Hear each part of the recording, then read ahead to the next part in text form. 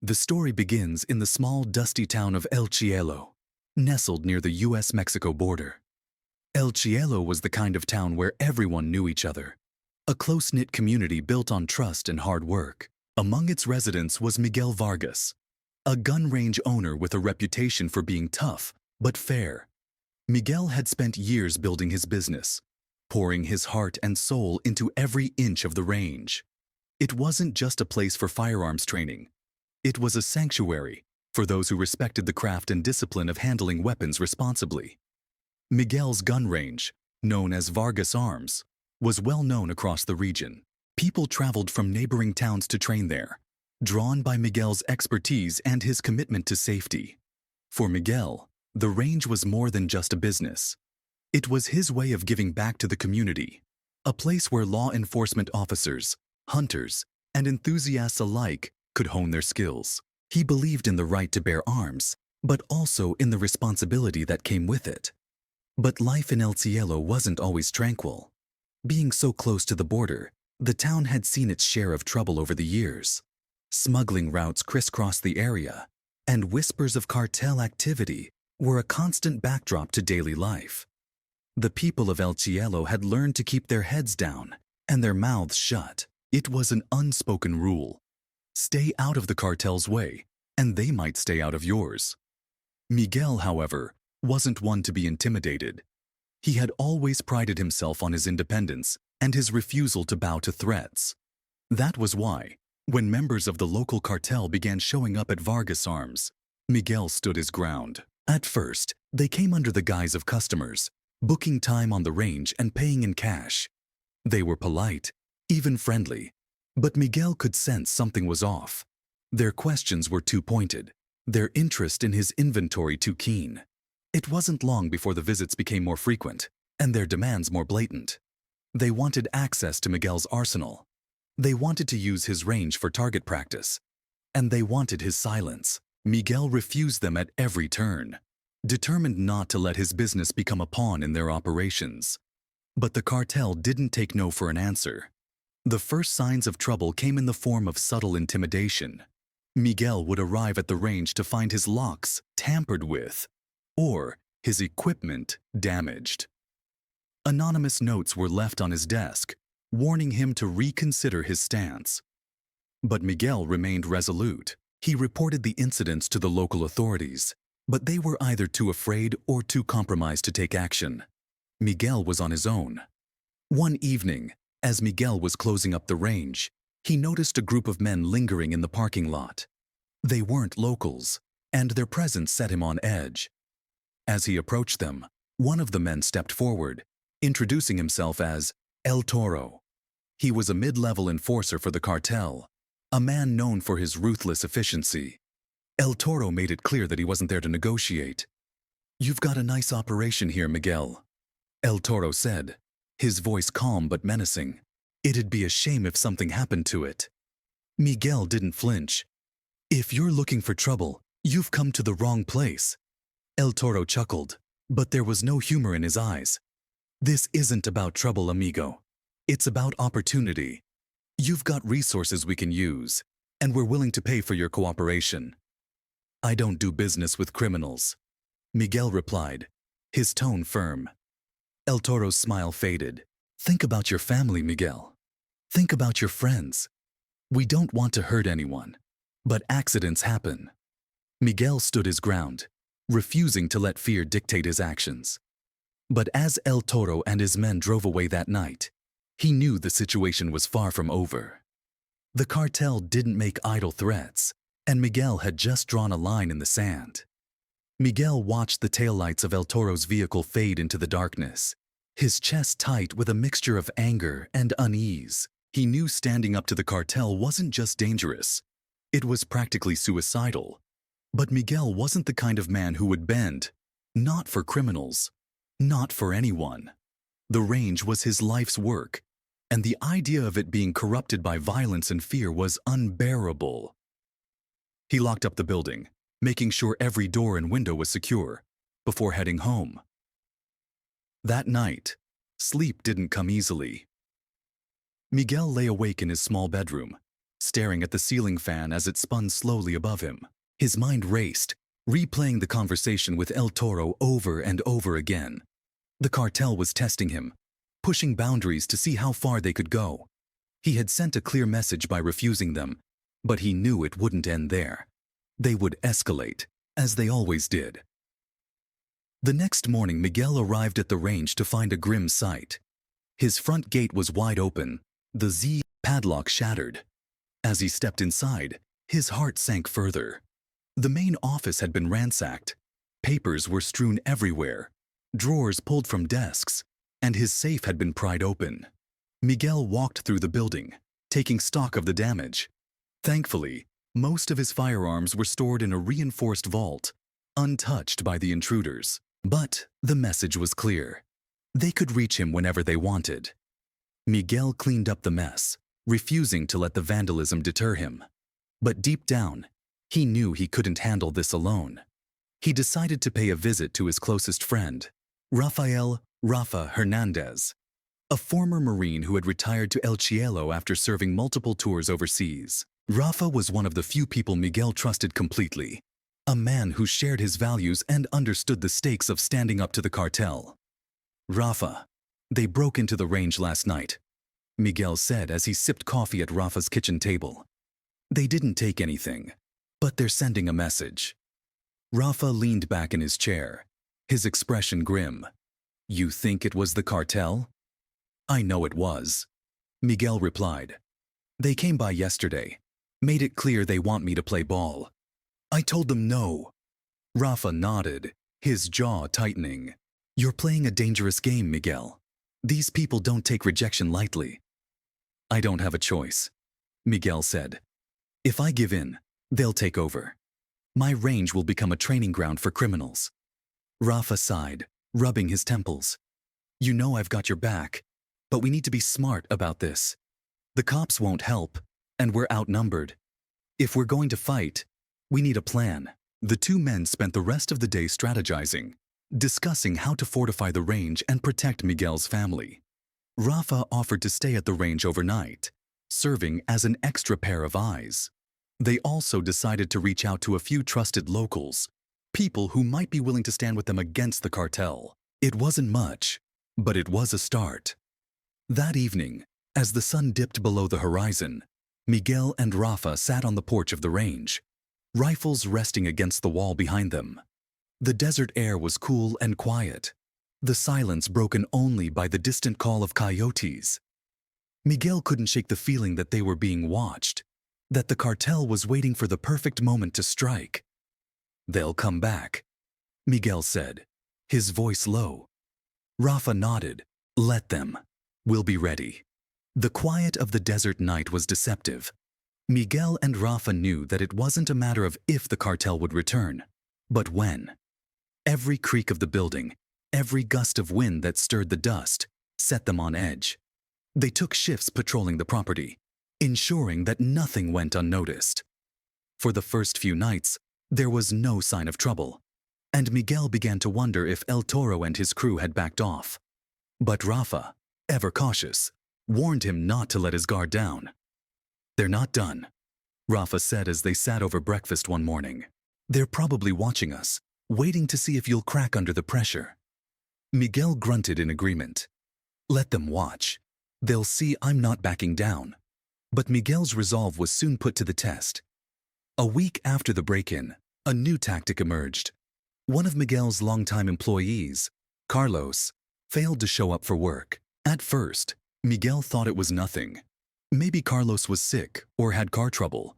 But when he tried calling him, the phone went straight to voicemail. Hours turned into a full day, and Carlos was still nowhere to be found.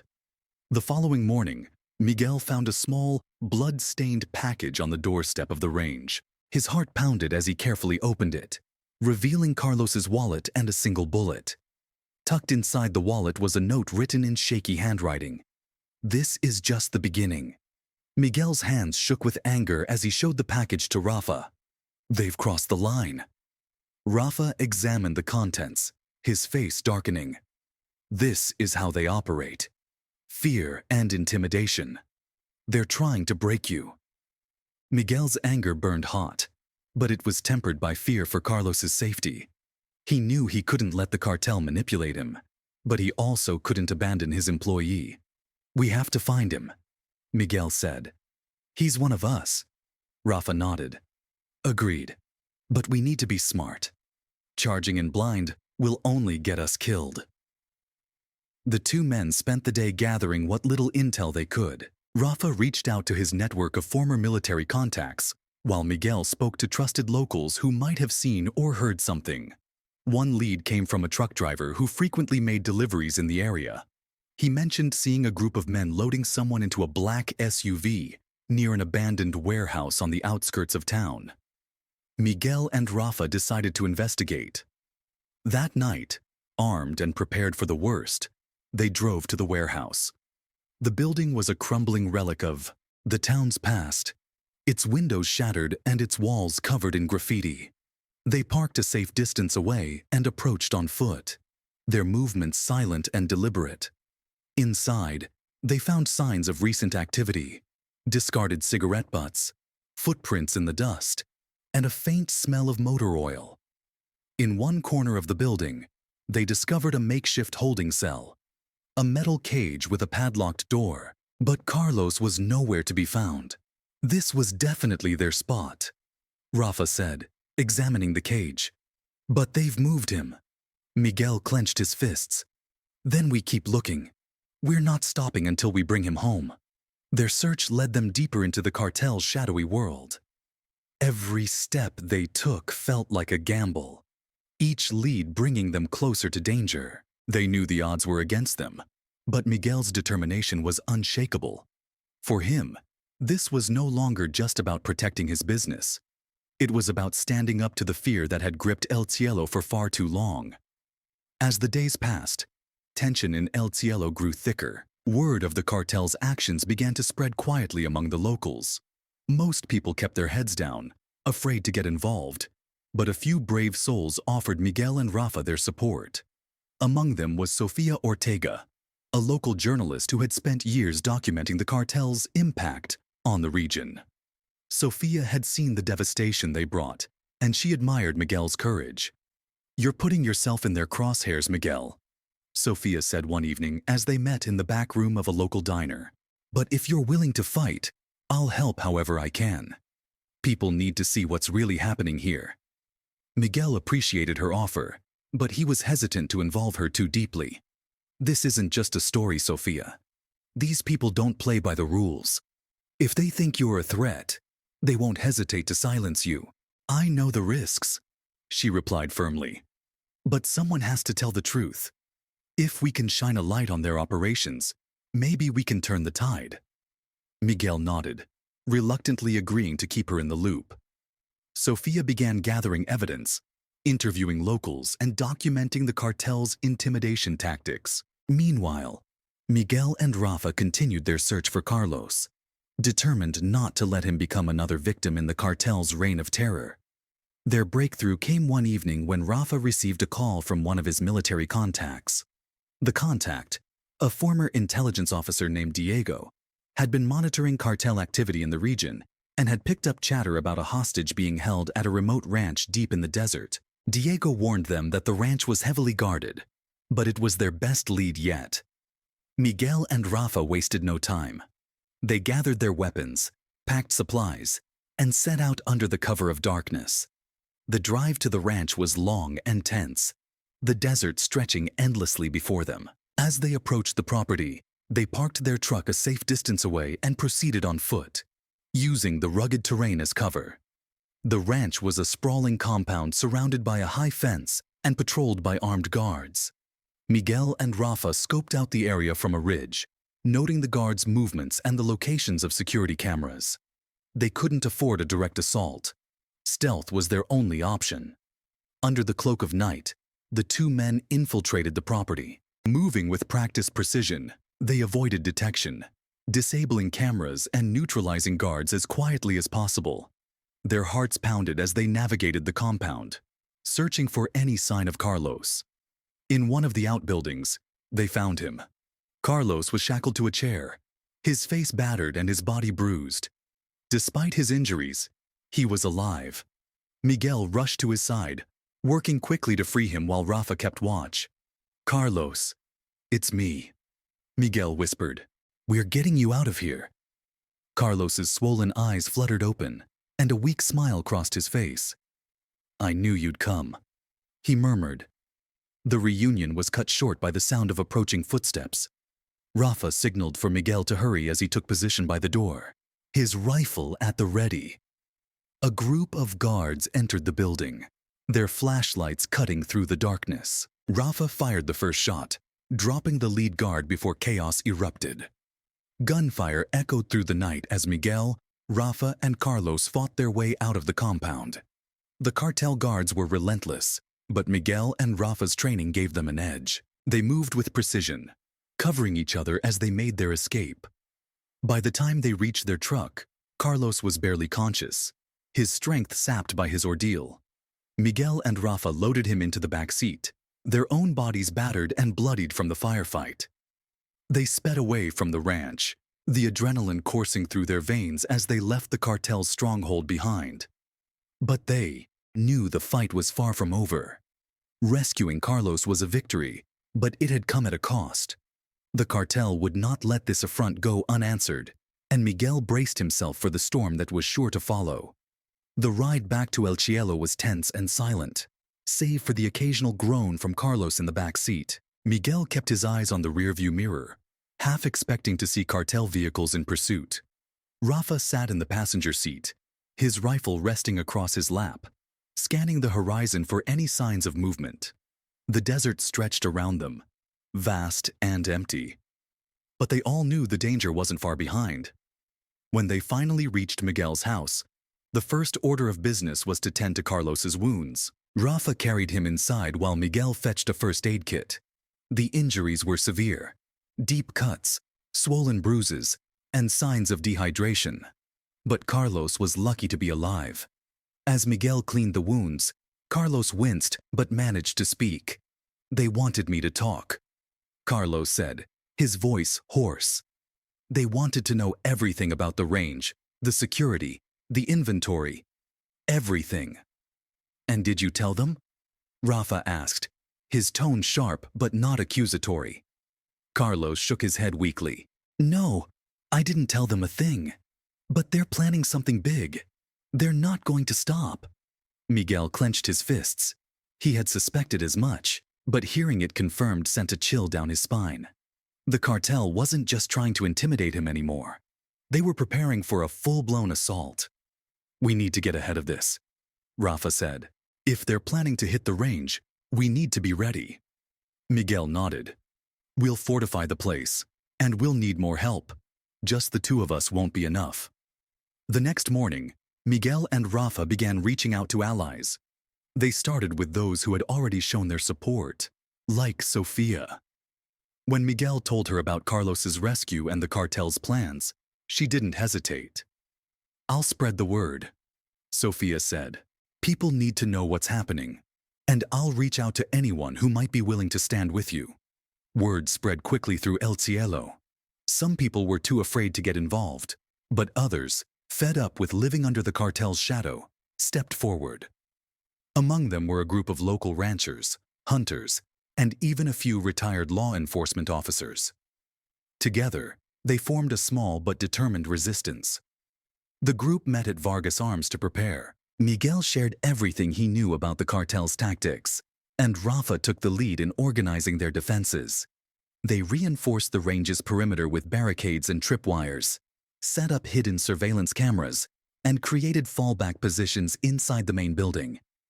Everyone trained together, learning how to work as a unit and cover each other in a fight. The atmosphere was tense but hopeful. For the first time in a long while, the people of El Cielo felt like they had a chance to stand up to the cartel. But Miguel knew it wouldn't be enough to simply defend the range. They needed a strategy to weaken the cartel's grip on the town. "We can't just wait for them to come to us," Miguel said during a planning session.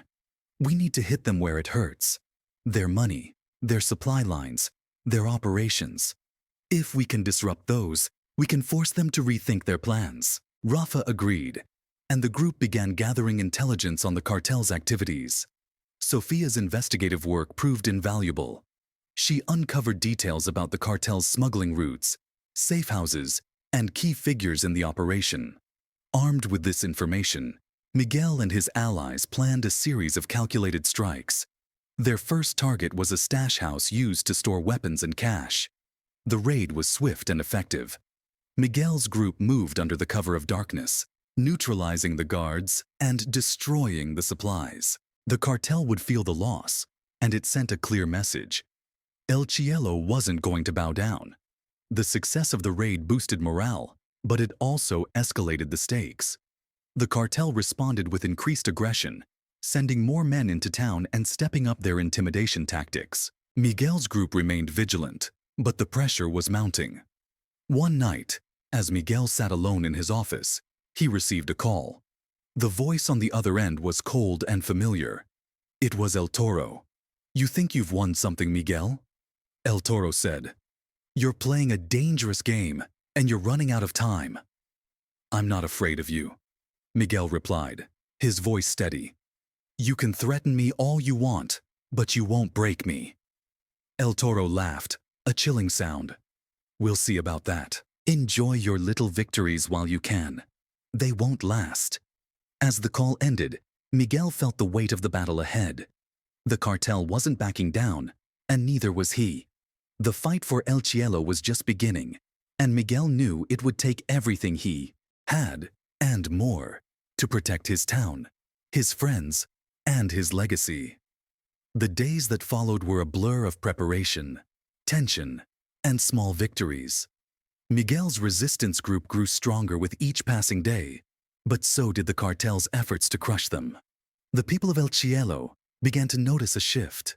Miguel's defiance had inspired others to speak out, to resist in small but meaningful ways. Yet, the cartel wasn't about to relinquish their control without a fight.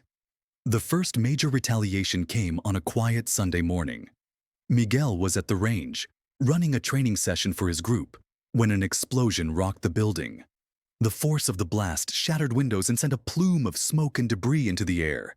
Everyone scrambled for cover, their ears ringing from the deafening noise. When the dust settled, they found the source of the explosion. A van loaded with explosives had been parked near the entrance of the range and detonated remotely. The damage was extensive, but miraculously, no one was killed. However, the message was clear. The cartel was escalating the conflict. "Everyone, fall back to the secure areas," Rafa barked, taking charge of the situation. "Miguel, check the perimeter. We need to make sure this isn't a prelude to an assault." Miguel nodded, adrenaline coursing through his veins as he grabbed his rifle and surveyed the property. The explosion had drawn a crowd of onlookers from the town, but there was no sign of an immediate attack. Still, the group knew they couldn't let their guard down. Later that evening, Miguel called an emergency meeting. The explosion had shaken the group's confidence, but it also fueled their resolve. "They're trying to scare us into submission," Miguel said, his voice firm. "But we're still standing, and as long as we stand together, we can push them back." Sophia, who had been documenting everything, spoke up. "The cartel's tactics are brutal, but they're also desperate. They're losing control of the narrative. If we keep the pressure on them, we can expose their weaknesses." The group decided to double down on their efforts. Sophia released a scathing article detailing the cartel's actions, complete with photos and eyewitness accounts. It went viral, drawing attention from regional and even national media. The publicity put additional pressure on the authorities, who could no longer ignore what was happening in El Cielo. Meanwhile, Miguel and Rafa planned their next move.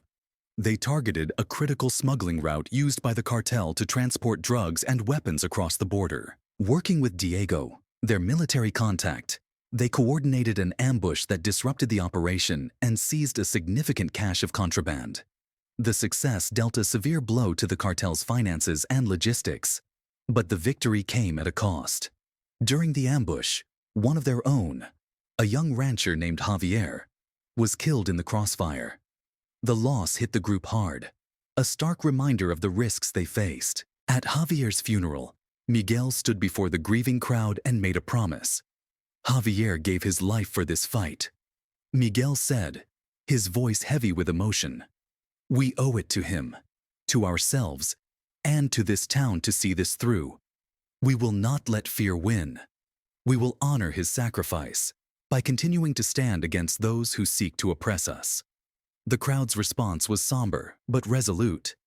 Miguel's words ignited a spark in the community, and more people began to rally behind him. What had started as a small resistance was growing into a movement, a unified front against the cartel's tyranny. But Miguel knew the cartel wouldn't sit idly by. El Toro was still out there, watching, waiting for the right moment to strike. Miguel's group was stronger than ever, but so was the enemy. As the conflict escalated, Miguel braced himself for the inevitable showdown that would determine the future of El Cielo. The days following the ambush felt like the calm before a storm. The cartel had been unusually quiet, their movements subdued, and their presence in town less overt. But Miguel, Rafa, and the rest of the group knew better than to mistake the silence for surrender. El Toro was regrouping, and whatever came next would be their most formidable challenge yet. One afternoon, as Miguel worked to repair the damage to the range from the explosion, Sofia arrived with urgent news. Her face was pale, and her hands clutched a folder filled with documents. "They're planning something big," Sofia said as she placed the folder on Miguel's desk. "I've been digging through reports and following up on leads. There's been a surge in cartel activity near the old quarry outside town. They've been bringing in supplies, heavy weapons, vehicles, even mercenaries. I think they're preparing for an all-out assault." Miguel leafed through the documents, his brow furrowed. "Why the quarry?" "It's isolated, easy to defend, and perfect for staging an operation of this scale," Sofia replied. "They're gearing up to crush the resistance, Miguel. If they take us out, they'll send a message to everyone else who's dared to defy them." Miguel called an emergency meeting, gathering Rafa, Carlos, and the other key members of the group. As Sofia presented her findings, the gravity of the situation became clear. The cartel was throwing everything they had into this fight, and the resistance needed to act fast if they were to stand a chance. "We can't wait for them to bring the fight to us," Rafa said. "If we let them mobilize fully, we'll be outgunned and outnumbered." Miguel nodded. "Agreed. We hit them at the quarry before they're ready. It's risky, but it's our best shot." The group spent the next 2 days preparing for the operation. They mapped out the quarry, identifying key points to target and planning their approach. Diego provided additional support, calling in favors from his old military contacts to secure equipment and intelligence. Every member of the group trained relentlessly, sharpening their skills and reinforcing their resolve. On the night of the operation, the resistance moved out under the cover of darkness. The quarry was sprawling, its jagged cliffs casting eerie shadows under the pale moonlight. Miguel's group approached with caution, their movements silent and deliberate. As they neared the perimeter, they encountered the first line of guards. Rafa signaled for the group to fan out, and within moments, the guards were subdued. The resistance pushed deeper into the quarry, their adrenaline surging as they encountered more cartel operatives. The initial skirmishes were quick and efficient, but the further they advanced, the fiercer the resistance became. Gunfire echoed through the quarry as the two sides clashed. Miguel fought with a singular focus, his mind racing with strategies and contingencies. Rafa was a force of nature, leading the charge and rallying the group whenever they faltered. Sofia, though not on the front lines, documented the operation from a safe vantage point, determined to ensure that the world would know what was happening. The battle reached its peak when the resistance stormed the central staging area. The cartel had fortified the position with makeshift barricades and heavy firepower, and the fight was brutal. Miguel's group suffered casualties, but their determination never wavered. Slowly but surely, they gained the upper hand, dismantling the cartel's defenses piece by piece. Finally, as dawn broke over the horizon, the resistance emerged victorious. The cartel's forces had been decimated, their weapons and supplies captured or destroyed. The quarry, once a symbol of the cartel's power, now stood as a testament to the courage and resilience of El Cielo's people. But the victory was bittersweet. The group had lost friends, and the scars of the battle would linger for a long time. Miguel stood at the edge of the quarry, looking out over the desert as the first rays of sunlight painted the sky. Rafa joined him, his face lined with exhaustion. "This isn't over," Rafa said, his voice low. "El Toro's still out there. He'll come back with everything he's got." Miguel nodded, his jaw set. "Then we'll be ready. This is our town, Rafa, and we're not giving it up without a fight." As the people of El Cielo began to rebuild, the resistance prepared for the next chapter in their struggle. They had won a major battle, but the war against the cartel was far from over. Miguel knew the road ahead would be long and fraught with danger, but he also knew they had the strength and unity to face whatever came next. In the weeks following the battle at the quarry, El Cielo felt a tenuous sense of hope. For the first time in years, the cartel's stranglehold on the town had loosened. People began to reclaim their lives, venturing out without the same heavy sense of fear.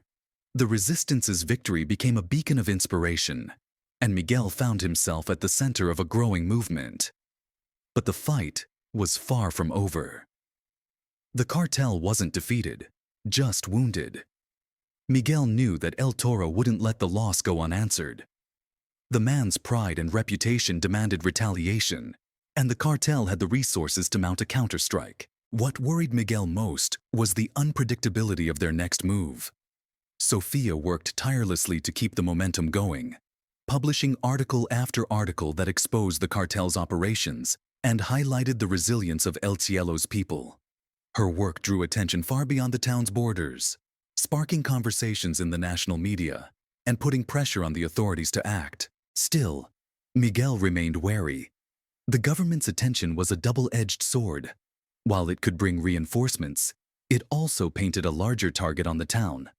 One night, as Miguel and Rafa reviewed their plans for fortifying the range, a stranger arrived at Vargas Arms. He was a wiry man with sharp eyes, introducing himself as Luis Morales, a former investigative agent turned freelance security consultant. Luis had heard about the resistance through Sofia's articles and offered his expertise. "I know how these organizations operate," Luis said, leaning against a counter in the dimly lit office. "I've spent years infiltrating cartels and dismantling their networks. If you want to finish this fight, you need to cut off the head of the snake." Miguel was skeptical at first. Trust was hard-earned in this line of work, and a stranger with Luis's background raised red flags. But after a lengthy conversation and some quiet vetting by Rafa and Sofia, they decided to give him a chance. Luis's insights proved invaluable. He had a deep understanding of cartel dynamics, and his tactical suggestions helped the resistance refine their approach. Luis's first major contribution was identifying the cartel's new operational hub. With their smuggling routes disrupted and the quarry lost, El Toro had relocated his base of operations to a luxury hacienda hidden deep in the mountains. The location was heavily guarded, but Luis believed it was also a critical vulnerability. "That hacienda isn't just a hideout," Luis explained during a strategy meeting. "It's where El Toro holds his meetings, stores his money, and manages his communications. If we can take it out, we'll cripple his ability to run the operation." The group debated the plan for hours. It was risky, possibly suicidal, but the potential payoff was too great to ignore. After weighing the pros and cons, they decided to move forward. The mission would require meticulous planning and absolute precision. Over the next several days, the resistance prepared. Diego secured additional equipment, including surveillance drones and encrypted radios. Luis provided detailed schematics of the hacienda, mapping out entry points and key targets. Sofia coordinated with outside contacts to ensure the operation wouldn't go unnoticed by the media, ensuring that if things went wrong, the world would know what had happened. Finally, the night of the mission arrived. Miguel, Rafa, Luis, and a select team of resistance fighters set out under the cover of darkness. The journey to the hacienda was grueling, the terrain steep and treacherous. When they reached the outskirts of the property, they deployed the drones, using them to monitor guard patrols and identify weak spots in the perimeter. Luis led the infiltration, guiding the team through a narrow canyon that brought them within striking distance of the hacienda. The group moved with military precision, disabling cameras and neutralizing guards without raising the alarm. When they reached the heart of the compound, they split into two teams, one to plant explosives in the hacienda's armory, and the other to locate and secure El Toro's communication center. Miguel and Rafa were in the second team. They breached the communication center and began gathering intel, downloading files and photographing documents that detailed the cartel's operations. The information was a goldmine: names, locations, and financial records that could dismantle the cartel's network. Just as the operation seemed to be going smoothly, the unexpected happened. A guard stumbled upon one of the teams, triggering an alarm. Within moments, the hacienda erupted in chaos. Sirens blared, and armed cartel members swarmed the property. "Get to the extraction point!" Luis shouted over the radio. "We need to move now!" Miguel's team fought their way through a hail of gunfire. The precious intel clutched tightly in Rafa's pack. Explosions rocked the compound as the first team detonated the charges in the armory, creating a diversion that allowed the others to escape. By the time they reached their vehicles, the group was battered and bruised, but alive. They sped away from the hacienda, the glow of flames in their rearview mirrors. Despite the chaos, the mission had been a success. El Toro's operation was in shambles, and the resistance had dealt the cartel its most significant blow yet. Back in El Cielo, the group celebrated their victory cautiously. The intel they had gathered was turned over to trusted allies in law enforcement, further tightening the noose around the cartel. But Miguel knew the fight wasn't over. El Toro was still out there, and as long as he remained, the town would never truly be free. The aftermath of the hacienda raid sent shockwaves through the region. News outlets picked up the story, fueled by Sofia's meticulous documentation and the growing body of evidence against the cartel. The intel extracted from the raid proved invaluable. It not only exposed key players within the cartel, but also highlighted corrupt officials who had been enabling their operations. However, the victory came with a cost. The cartel retaliated swiftly, unleashing a campaign of terror across El Cielo. Homes were set ablaze, businesses were vandalized, and cartel soldiers patrolled the streets openly. It was a grim reminder of their capacity for violence and their intent to crush any resistance. Miguel and his group were forced to relocate their operations to a hidden safe house outside town. The range was no longer secure, and they couldn't risk endangering the community further. From their new base, they coordinated efforts to protect civilians, intercept cartel movements, and continue dismantling their network. One evening, as Miguel sat in the safe house reviewing maps and surveillance footage, Rafa approached him. His usually composed demeanor was replaced by a rare look of unease. "We need to talk," Rafa said, pulling up a chair. "I've been hearing rumors about El Toro. They say he's bringing in reinforcements, ex-military, mercenaries, the best money can buy." Miguel sighed, leaning back in his chair. "He's not going to stop until he breaks us. We've pushed him into a corner, and now he's throwing everything he has at us." Rafa nodded. "We need to be ready. This isn't just about us anymore. The whole town is counting on us to hold the line." Miguel agreed, and the group began preparing for what they knew would be the cartel's final push. They fortified the safe house, stockpiled supplies, and trained relentlessly. Luis provided advanced tactical training, drawing on his years of experience to prepare them for the inevitable confrontation. Meanwhile, Sofia continued her work on the media front. She released a damning exposé that linked El Toro to prominent political figures and detailed the cartel's financial ties. The article caused an uproar, leading to investigations and arrests at the highest levels of government. The pressure on the cartel was mounting, but so was the danger. As tensions reached a boiling point, a chilling message arrived at the safe house. A courier delivered a blood-stained envelope addressed to Miguel. Inside was a photograph of El Cielo's central plaza, taken that very morning. The plaza was eerily empty, save for a single figure kneeling in the center, a local shopkeeper who had supported the resistance. The message scrawled on the back of the photo was simple: "Surrender, or this is just the beginning." Miguel clenched his fists, his mind racing. The cartel was escalating their psychological warfare, using fear and brutality to turn the town against the resistance. He knew he couldn't allow it to succeed. "We can't let them intimidate us," Miguel said to the group. "If we back down now, everything we fought for will be lost." Luis spoke up, his tone measured. "This isn't just a message. It's bait. They're trying to draw us out, force us into the open where they have the advantage. So what do we do?" Rafa asked. "We can't just ignore this." Miguel thought for a moment, then made a decision. "We fight smart. We'll use their own tactics against them. Set traps, create diversions, and hit them where they least expect it. If they want a war, we'll give them one on our terms." The group spent the next 2 days executing a series of calculated strikes. They ambushed cartel convoys, disrupted supply chains, and spread misinformation to sow confusion among their ranks. Each victory, no matter how small, chipped away at the cartel's strength and morale. But the cartel's response was brutal.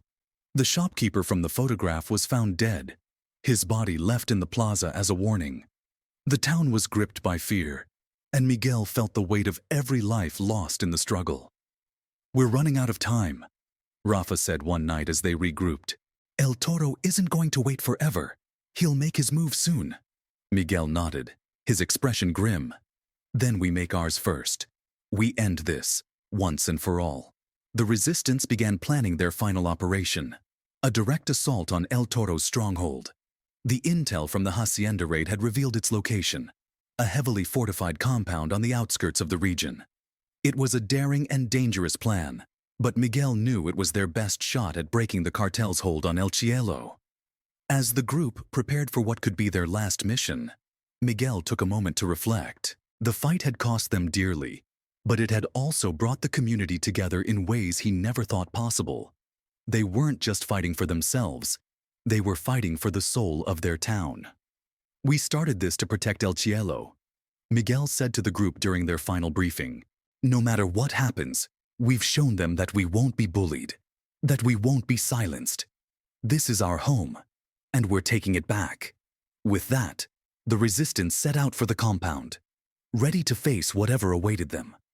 The cartel's grip on El Cielo loosened further as Miguel's resistance group continued to disrupt their operations.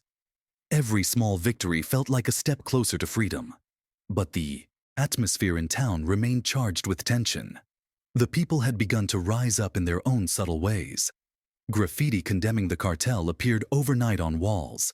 Citizens refused to pay protection fees, and more anonymous tips about cartel movements reached the resistance. Miguel knew these signs of defiance were dangerous, but they also signaled a growing sense of unity among the townsfolk. The resistance had transformed from a ragtag group of defenders into a well-oiled unit.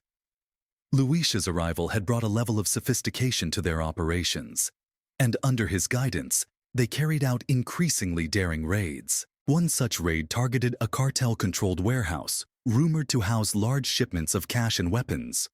The operation began just before dawn. The warehouse sat on the edge of town, surrounded by a chain-link fence and patrolled by armed guards. Miguel's group split into 2 teams, one to create a diversion at the front gate, and another to infiltrate from the rear.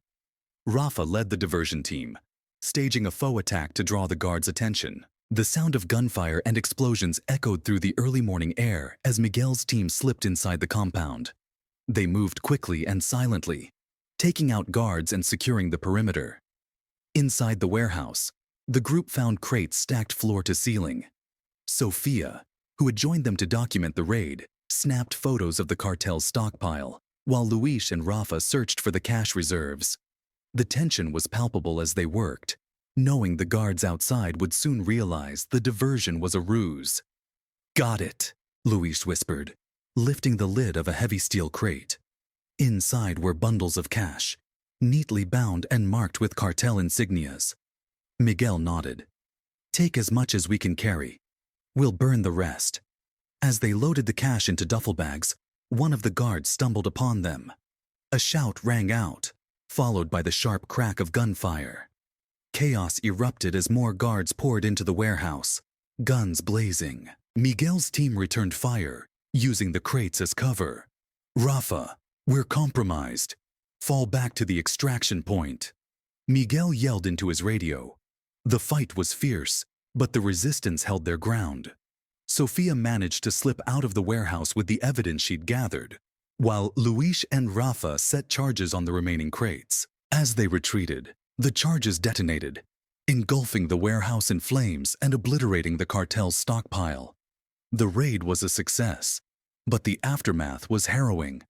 The cartel launched a manhunt for the resistance, patrolling the streets in convoys and interrogating anyone suspected of aiding them. Miguel and his group stayed on the move, using the town's labyrinthine alleyways and secret hideouts to evade capture. One night, while lying low in a safe house, Miguel and Sofia shared a rare moment of calm. Sofia was reviewing the photos from the raid, her laptop glowing softly in the dimly lit room. "You've done something incredible here," Sofia said, glancing at Miguel. "The world is starting to see what's happening in El Cielo. People are calling you a hero." Miguel shook his head. "I'm not a hero, Sofia. I'm just a man trying to protect what's left of his home." "You're more than that," she insisted. "You've given people hope. That's something the cartel can't destroy." Their conversation was interrupted by a knock on the door. It was Rafa, his expression grim. "We've got a problem," he said. "The cartel just sent a message to the entire town. They're calling for an assembly in the Central Plaza tomorrow. El Toro's going to be there." The news sent a ripple of unease through the group. It was a bold move, one that could be a trap or an opportunity. What's his angle? Miguel wondered aloud. Why show his face now? Luis answered, his tone measured. He's losing control, and he knows it. This is a show of force, a way to remind the town who's in charge, but it's also a risk. If we play this right, we can turn it against him. The group debated their options late into the night. Ultimately, they decided to attend the assembly in disguise, blending in with the crowd to gather intelligence. The risk was enormous, but the potential to confront El Toro directly was too great to pass up. The next day, the plaza was packed with townsfolk, their faces etched with fear and curiosity. Cartel soldiers lined the perimeter, their weapons visible as a not-so-subtle reminder of the consequences of disobedience. In the center of the plaza, a makeshift stage had been erected. El Toro stood at the podium, flanked by his lieutenants. Miguel, Rafa, Sofia, and Luis mingled with the crowd, keeping their heads low. Miguel's heart pounded as El Toro began to speak. "People of El Cielo," El Toro said, his voice amplified by a crackling PA system. "I've heard whispers of rebellion, of defiance. Let me remind you, this town exists because I allow it. Cross me, and you cross the devil himself." The crowd was silent, their fear palpable. But as El Toro continued his speech, Miguel noticed something extraordinary. A few brave souls in the crowd began murmuring, shaking their heads, refusing to meet the cartel leader's gaze. It was subtle, but it was defiance. Miguel leaned toward Sofia and whispered, "They're not as afraid as he thinks." Sofia nodded. This might be the tipping point. As the tension in the plaza grew, Miguel's group quietly slipped away. They had seen enough to confirm their suspicions. The cartel's control was cracking, and the people of El Cielo were ready to push back. All they needed was the right spark. The resistance regrouped at the safe house, more determined than ever to finish what they'd started. The showdown with El Toro was coming, and Miguel knew it would take everything they had to win. The days after El Toro's public address were electric with anticipation and fear. The town was a powder keg, and everyone could feel it. On the surface, El Cielo seemed unchanged. Shops opened cautiously. People went about their business, and cartel soldiers prowled the streets. But beneath that veneer of normalcy, a quiet rebellion was brewing. The townsfolk were watching, waiting, and organizing in ways that the cartel couldn't easily detect. The resistance seized on this energy, ramping up their operations. Small acts of defiance became coordinated efforts. A group of young mechanics sabotaged a convoy of cartel vehicles, leaving them stranded outside town. Farmers withheld shipments to cartel-controlled markets, cutting off a key supply of goods. Even children joined the cause, acting as lookouts and spreading coded messages between resistance members. Miguel and Rafa were in awe of the community's courage, but it also weighed heavily on them. Every act of defiance carried a price, and the cartel was quick to retaliate. Houses were burned, families were threatened, and more bodies turned up in the plaza. The resistance had to walk a fine line, pushing back without putting the townsfolk at greater risk. One evening, as the group planned their next move, Sophia brought in new intel. "I've been tracking cartel communications," she said, spreading a map across the table. "They've been unusually active near the old train depot. It used to be a major smuggling route before we disrupted their operations. I think they're trying to reactivate it." Luis leaned over the map, his sharp eyes scanning the marked locations. "If that's true, they'll need to bring in supplies, fuel, equipment, personnel. A lot of moving pieces, which makes it vulnerable," Miguel said. "If we can take out the depot before they get it operational, we'll deal another major blow." The group quickly devised a plan. The train depot was located on the outskirts of town, surrounded by dense vegetation that offered cover for an approach. Miguel, Rafa, and Luis would lead a strike team to destroy the equipment and prevent the cartel from reclaiming the site. Meanwhile, Sophia would stay behind to coordinate from the safe house, ready to alert the media if things went south. The operation began under the cover of night. The team moved quietly through the brush, their faces painted for camouflage. As they neared the depot, the faint hum of machinery and the glow of floodlights came into view. Cartel workers bustled about, unloading crates and refueling trucks. Luis signaled for the team to split into two groups. Miguel and Rafa would plant explosives on the fuel tanks, while Luis and a few others provided cover. The plan relied on stealth and timing. If they were discovered too soon, they'd be overwhelmed.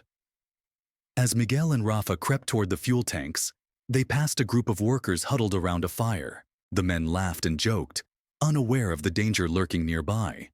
Miguel's hands were steady as he set the charges, his mind focused on the task at hand.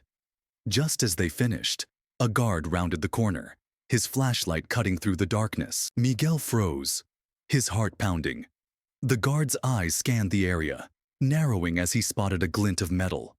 Before he could react, Rafa lunged, subduing him with a swift and silent takedown. "That was close," Rafa whispered, his voice barely audible. Miguel nodded, motioning for them to retreat. They rejoined the others just as Luis gave the signal to detonate. The explosion rocked the depot, a fiery plume lighting up the night sky. Chaos erupted as workers scattered and guards scrambled to respond. The resistance team used the confusion to slip away, vanishing into the darkness before reinforcements arrived. The operation was a success, but the aftermath was brutal. The cartel doubled down on their efforts to root out the resistance, conducting door-to-door searches and increasing patrols. The town was under siege, and tensions reached a breaking point.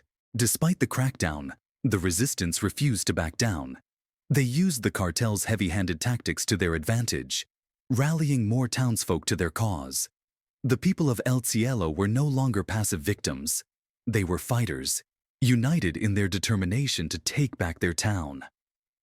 One night, as Miguel sat with Sophia on the roof of the safe house, he looked out over the town. The lights of El Cielo twinkled in the distance, a stark contrast to the darkness that had engulfed it for so long. "Do you think we can win this?" Miguel asked, his voice heavy with doubt. Sophia placed a hand on his shoulder. We already are. Look at what we've accomplished. The cartel is scared. They're desperate. That's why they're lashing out. Miguel nodded, her words giving him strength. Then we need to keep pushing. We need to finish this. The group knew the time for decisive action was near. The cartel was battered but not broken, and El Toro's presence loomed like a shadow over the town. The resistance began preparing for their final confrontation, knowing that the outcome would determine the future of El Cielo.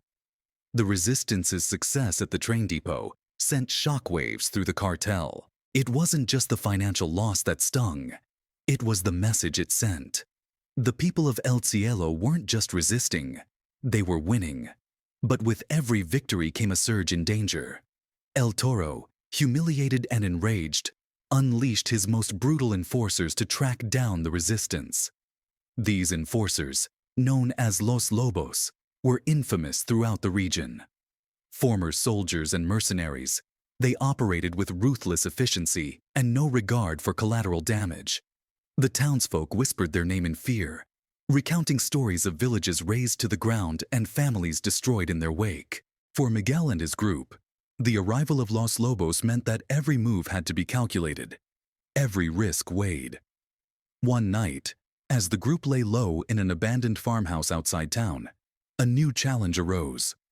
Sofia intercepted a garbled radio transmission from a cartel convoy heading toward El Cielo. It wasn't just another shipment. This convoy was transporting a high-ranking cartel lieutenant, a man named Felix El Zorro Zamora. Zamora was one of El Toro's most trusted men, responsible for coordinating the cartel's finances and enforcing its loyalty. If we can take him out, it'll deal a major blow to their operations, Luis said, studying the transmission logs. But it won't be easy. He'll be heavily guarded. Miguel rubbed his temples, weighing the risks. What's the plan? Rafa grinned. Ambush. It's what we're good at. The group quickly devised a strategy. They would intercept the convoy on a winding mountain road known for its sharp turns and limited visibility. The resistance had scouted the area weeks earlier, identifying a stretch of road where an ambush could trap the vehicles. The plan was risky. If the convoy was larger than anticipated, or if Los Lobos accompanied Zamora, the resistance could find themselves outgunned and outmaneuvered. But the potential payoff was too great to ignore. As dawn broke, the resistance moved into position. Miguel, Rafa, and Luis took point, setting up a blockade of felled trees and makeshift caltrops to stop the convoy in its tracks. Sofia stayed back at a vantage point, monitoring communications and ready to document the operation. The tension was thick as they waited, the distant rumble of engines growing louder with each passing minute. When the convoy came into view, Miguel's breath caught. There were more vehicles than expected. 3 SUVs and a truck carrying armed guards. Stick to the plan, Luis whispered over the radio. Wait for the lead vehicle to hit the blockade. The first SUV slowed as it approached the fallen trees, its driver hesitating. That was the moment the resistance struck. An explosion rocked the road as Miguel detonated a hidden charge, disabling the lead vehicle and trapping the rest of the convoy. Gunfire erupted, the sharp cracks echoing through the mountains. The resistance moved with precision, targeting tires and engines to immobilize the vehicles further. Rafa and Luis provided covering fire while Miguel and another fighter flanked the convoy, closing in on Zamora's SUV. Inside the vehicle, Zamora barked orders, his voice laced with panic. Move! Get us out of here! But his guards were pinned down, unable to mount an effective counterattack.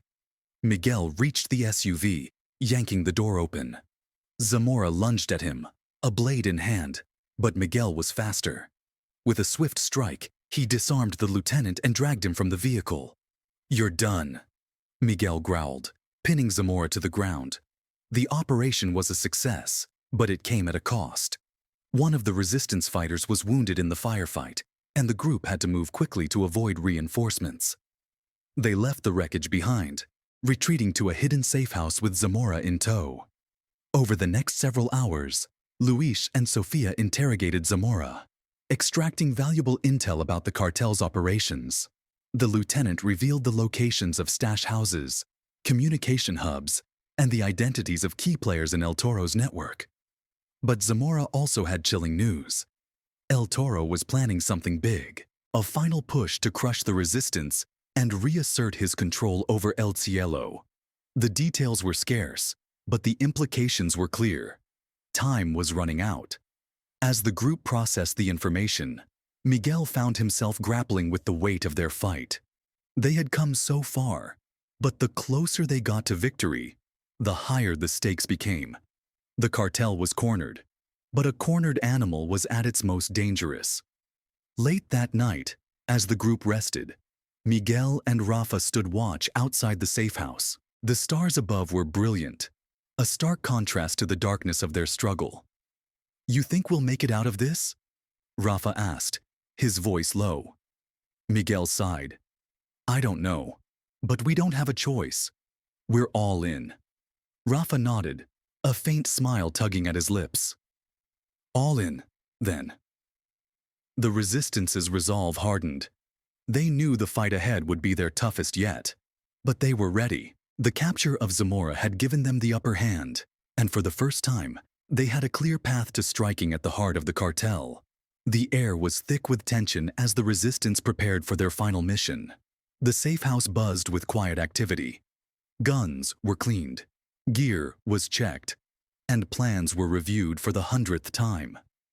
Miguel stood at the center of it all, his calm demeanor masking the storm raging inside him. The intel extracted from Zamora had revealed the location of El Toro's fortress. A sprawling compound nestled in the mountains, surrounded by dense forest and fortified to the teeth. It was the cartel's stronghold, the nerve center of their operations, and the place where El Toro felt untouchable. Taking it down would not only cripple the cartel, but also send a message that their reign of terror was over. Luis laid out the plan one last time, pointing to a hand-drawn map on the table. "We'll approach from the south, where the forest provides cover. There's a weak point in the perimeter, an old drainage tunnel that leads into the compound. It'll get us past the main defenses, but once we're inside, it's going to be a fight. We'll split into 2 teams," Miguel added. "Team Alpha will secure the perimeter and handle any reinforcements. Team Bravo will move toward the main building to confront El Toro and destroy the command center." Sophia, who had insisted on joining the mission, spoke up. "I'll stay outside the compound with the Alpha team and document everything. If we fail, the world needs to know what happened here." Miguel nodded, appreciating her bravery. "This is it. Everyone knows their role. Stick to the plan, and we'll get through this." As the group moved out under the cover of night, the weight of the moment hung heavy. This wasn't just about taking down a cartel leader. It was about reclaiming their town, their lives, and their dignity. Failure wasn't an option. The approach to the compound was uneventful, but the silence was unnerving. The forest around them seemed to hold its breath, the faint rustle of leaves the only sound. Miguel led the way, his senses on high alert. Behind him, Rafa, Luis, and the others moved with practiced precision, their weapons at the ready. When they reached the drainage tunnel, Luis took point, using a small cutting tool to remove the rusted grate. The tunnel was narrow and damp, forcing them to crawl single file. Every scrape of metal against stone echoed ominously, a reminder of the risks they were taking. After what felt like an eternity, they emerged on the other side, finding themselves inside the compound's perimeter. The faint hum of generators and the distant murmur of voices reached their ears. They were in. "Alpha team, take position near the outer gates," Miguel whispered into his radio. "Bravo team, with me." The 2 teams split, each moving toward their objectives. Miguel's group advanced cautiously, weaving through shadows and avoiding the patrols that roamed the compound. The tension was suffocating, every step a gamble. As they neared the main building, a guard spotted them. Miguel acted fast, taking the man down silently, but the commotion alerted others nearby. A sharp whistle pierced the air, and within moments, the compound was alive with activity. "So much for stealth," Rafa muttered, raising his rifle. Stay focused, Miguel barked, leading the charge toward the main building. Gunfire erupted as cartel soldiers poured out of nearby barracks, their shouts mingling with the staccato bursts of gunfire. Luis threw a smoke grenade to cover their advance, and the group pushed forward, using the chaos to their advantage. They breached the building's entrance, quickly clearing the first room and securing a foothold inside. El Toro's office is on the top floor, Luis said, consulting a blueprint they'd obtained. If we move fast, we can corner him before he escapes. Miguel nodded. Let's move. Outside, Alpha Team was under heavy fire. Sophia crouched behind a stack of crates, her camera in one hand and a pistol in the other. She'd captured harrowing footage of the firefight, but the danger was very real. Rafa, leading Alpha Team, shouted orders over the din. Hold the line! Don't let them flank us! The cartel's reinforcements were relentless, but the resistance held their ground, using their knowledge of the terrain to their advantage. Explosions lit up the night as makeshift grenades and Molotov cocktails were hurled back and forth. Sophia managed to transmit a live feed to a secure server, ensuring that no matter what happened, the world would see the truth. But as the battle raged on, the stakes only grew higher. Inside the compound, Miguel and Bravo Team fought their way up the stairs, each level presenting new challenges. The cartel soldiers were well trained, but the resistance fought with a desperation born of purpose. Every inch they gained was hard-won. Every corner turned a potential ambush. When they finally reached the top floor, Miguel spotted a large reinforced door at the end of the hallway. That's it, he said, his voice steady despite the adrenaline coursing through him. Luis inspected the door. It's locked. We'll need a breach charge. As they prepared the explosives, the sound of footsteps echoed from behind. More cartel soldiers were closing in. We've got company, one of the fighters shouted. Miguel gritted his teeth. Hold them off. We're almost through. The charge detonated, blowing the door off its hinges and revealing a lavish office beyond. At its center stood El Toro, a pistol in one hand and a sneer on his face. So, you finally made it, he said, his voice dripping with contempt. But you've already lost. Miguel stepped forward, his weapon trained on the cartel leader. It's over, Toro. You're done. El Toro's sneer deepened as he raised his pistol, aiming directly at Miguel. You think you've won? You're nothing but pests, scrambling around in the dirt. Miguel didn't flinch. Your reign of terror ends here. Look outside. Your soldiers are falling. Your stronghold is crumbling. This town doesn't belong to you anymore. El Toro's hand wavered for a fraction of a second, but he steadied himself, his expression hardening. You think I'm afraid of death? I built an empire from nothing. If I go down, I'll take as many of you with me as I can. Before El Toro could pull the trigger, Rafa burst into the room, his weapon drawn. Drop it, Toro.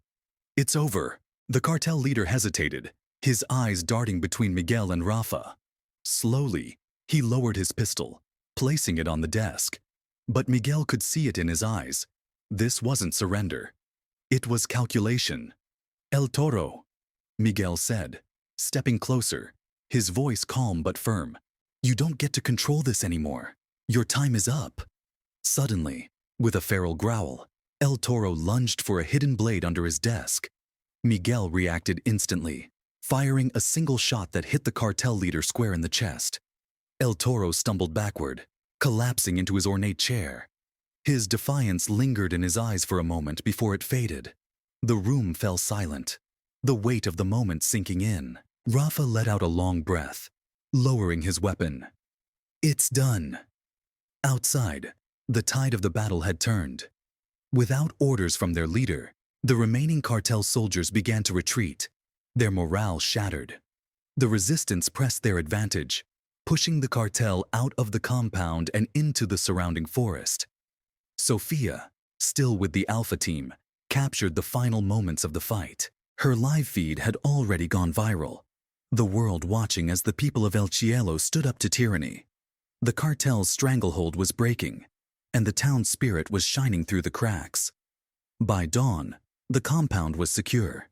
The resistance regrouped, tending to the wounded and taking stock of their victory. Miguel stood on the balcony of El Toro's office, looking out over the mountains. For the first time in what felt like forever, the air was still, and the town below seemed peaceful. Rafa joined him, leaning against the railing. "Think this is really the end?" he asked. Miguel nodded slowly. "For El Toro, it is. The cartel won't recover from this. But the fight doesn't stop here.